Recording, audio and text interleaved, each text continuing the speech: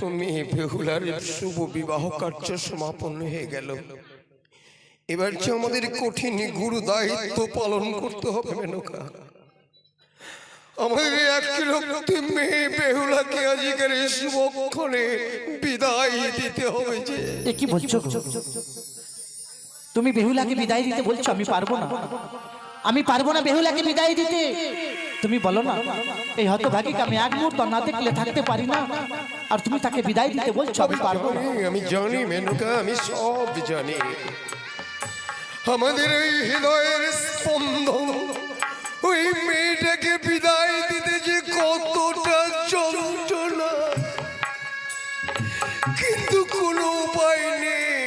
মনে নেই তোমার অতীতের সেই পুরনো কথাগুলো, যেদিন তোমার শ্রীমন্তে সিঁদুরে পরিয়ে কুলবধূর মর্যাদা দিয়ে আমার এই প্রাসাদে নিয়ে আসি, সেদিন তুমিও তো চোখের জল ফেলে কেঁদেছিল।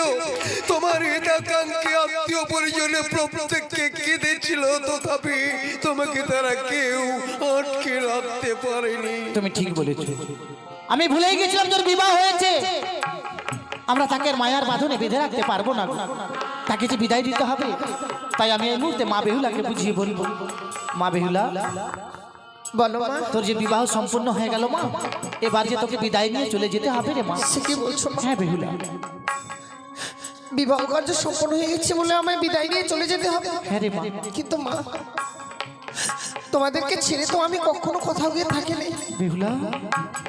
আজকের দিনে তোমাদের কাছ থেকে বিদায় নিয়ে গিয়ে কি করে থাকবো বলতে পারো মা? কি করবো বল মা, আমরা যে নিরুপায়।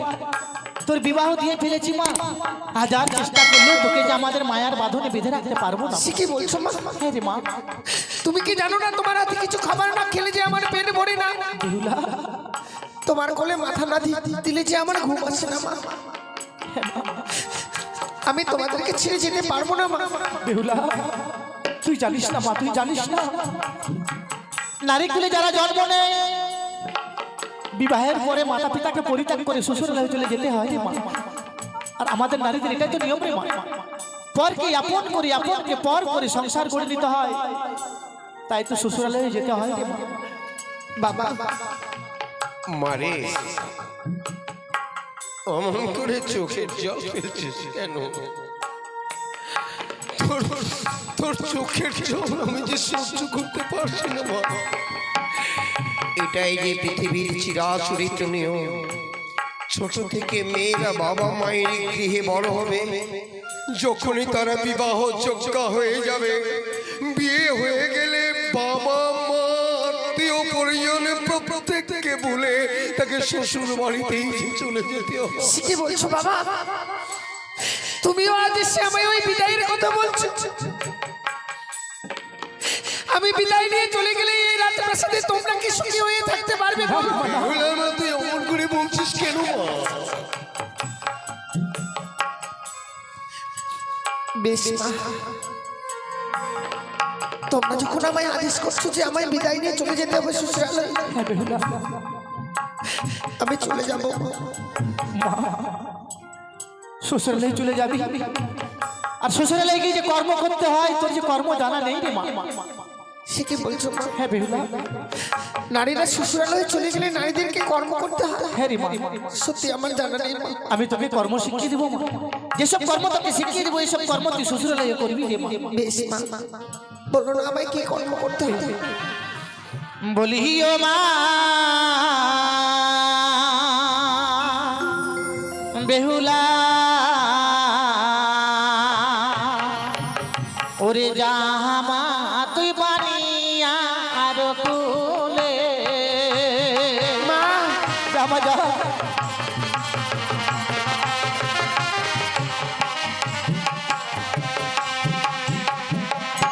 বলি ও মা বেহুলা,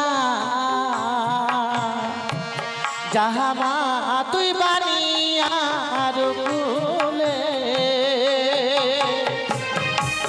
মজা।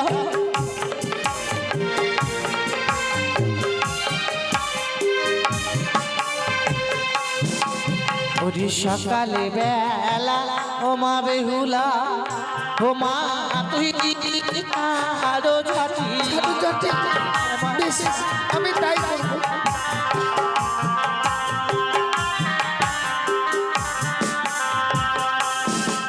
ওরে সন্ধ্যা বেলা ও মা বেহুলা, মা তুই দিবি সন্ধ্যা বাতি।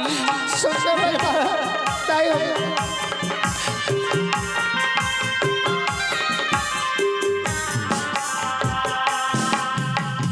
সন্ধ্যা বাতি দিলে কি হয় জানিস মা? কি হয় মা? সেই ঘরে বিরাজ করে লক্ষ্মী আর সরস্বতী।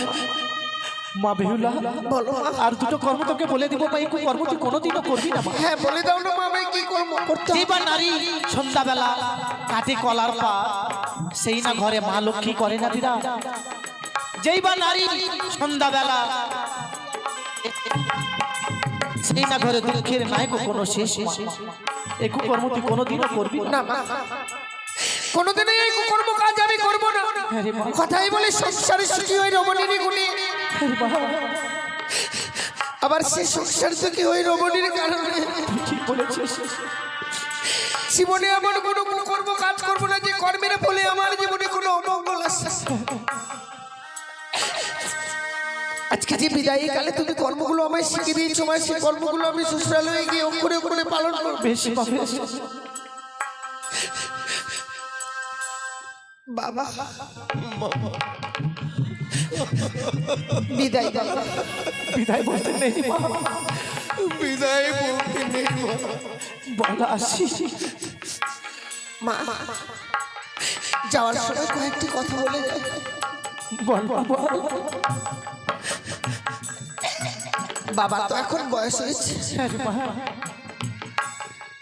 যদি এই রাজপ্রাসাদে থাকে বাবা, সবার জন্য যেন দুশ্চিন্তায় থাকে মানুষ। হ্যাঁ মা, বাবার এখন বয়স হয়েছে,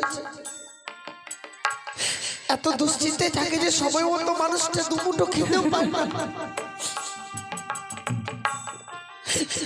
বাবাকে তুমি খেতে দিয়ে সময় মতো দেবো মা। বাবা আমি বিদায় নিয়ে চলে যাচ্ছি, তুমি তোমার শরীরের দিকে খেয়াল রেখো বাবা। কিন্তু না বাবা, আমার শুধু তোমরা প্রাণ করে আশীর্বাদ করো, শ্বশুরালয়ে গিয়ে যেন স্বামীকে নিয়ে সারাটা জীবন আমি গর্ব হতে পারি বাবা।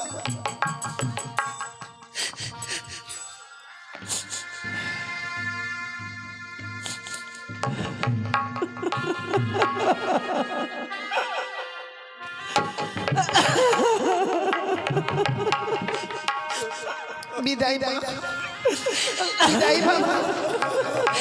জানি না জীবনে আর কোনোদিনও ফিরে আসতে পারবো কিনা। আজকে দিনের এই বিদায় মনে হয় আমার জীবনের শেষ বিদায় মা। বিদায়ও জানি না করি রে বাবা, মায়েরা বিদায় গো।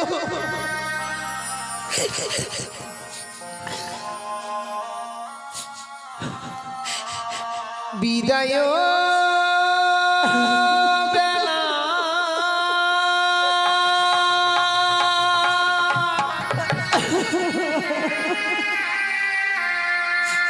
রেখে যাই গো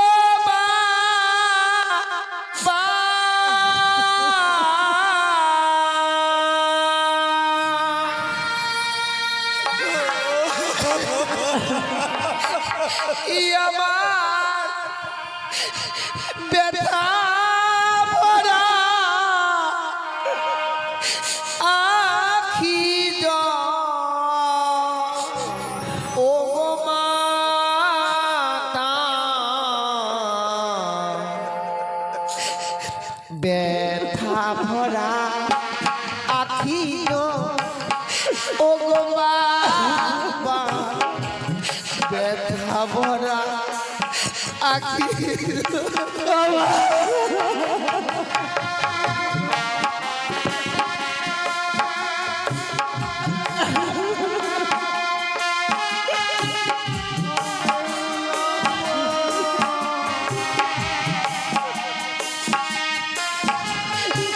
বিদায় বাবা।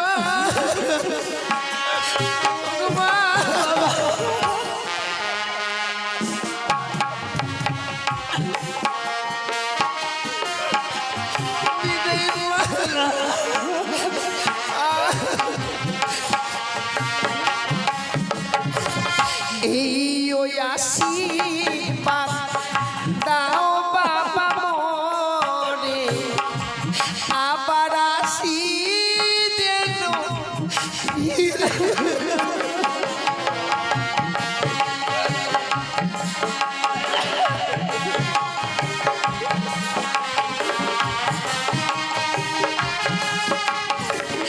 মা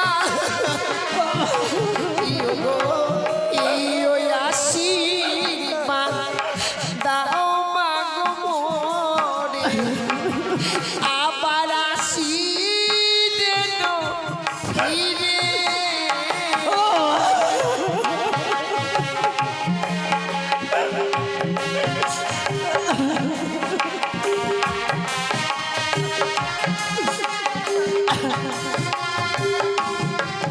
ওগো জানি না জীবনে কবে হবে দেখা মা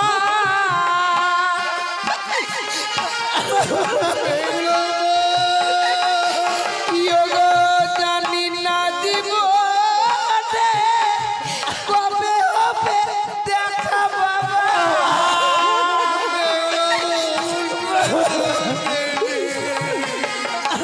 ইয়োগো কে মোচাবে আখি জল ওগো বাবা ব্যথা ভরা আখি ইয়োগো মাতা ব্যথা ভরা আখি বিদায় নীলা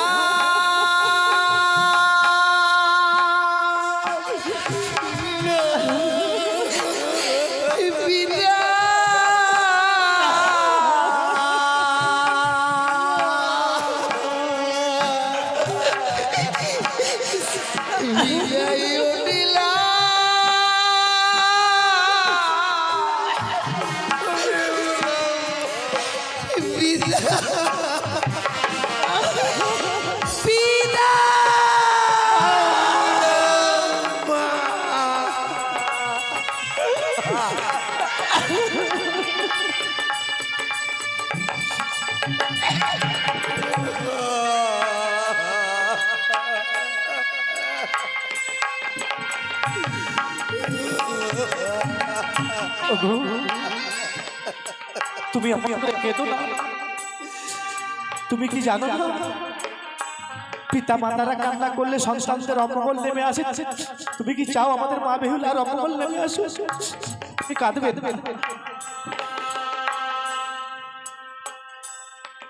পারছি না যেন মেনকা আমার এই আদরের মেয়েটাকে বিদায় দিয়ে আমি যেন স্বস্তিতে থাকতে পারবো না। চলো এখানে দাঁড়িয়ে দাঁড়িয়ে এইভাবে আর চোখের জল ফেলে কাঁদবো না, বরং আমাদের ইষ্ট দেবতার কাছে গিয়ে তার চরণে পুষ্পাঞ্জলি অর্পণ করে কায় ও মন বাক্যে প্রার্থনা করে বলবো, ওগো আমার ইষ্ট দেবতা, আমার একমাত্র মেয়ে বেহুলার জীবনে তুমি মঙ্গল